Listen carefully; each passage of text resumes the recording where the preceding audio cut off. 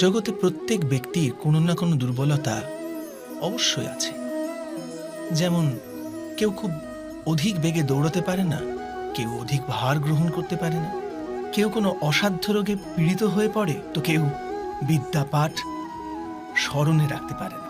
এরকম অনেক উদাহরণ আরো আছে। আপনি কি এমন কোনো ব্যক্তিকে জানেন যার সমস্ত প্রাপ্তি ঘটেছে, কিন্তু আমরা জীবনের একটি দুর্বলতাকে জীবনের কেন্দ্র বানিয়ে ফেলি, যে কারণবশত হৃদয়ে দুঃখ আর অসন্তোষ ঘিরে থাকে সদা। দুর্বলতা মানুষ জন্ম থেকে অথবা কোনো দুর্ঘটনার মাধ্যমে প্রাপ্ত করে, কিন্তু দুর্বলতাকে মানুষের মন নিজের অক্ষমতা বানিয়ে ফেলে। কিন্তু কিছু ব্যক্তি এমনও হন যারা নিজের পৌরুষ আর শ্রমের দ্বারা সেই দুর্বলতাকে পরাজিত করে দেন। কি বিভেদ আছে এদের আর অন্য লোকেদের মধ্যে? আপনি কখনো এর বিচার করেছেন? অতি সরল উত্তর আছে এই প্রশ্নে।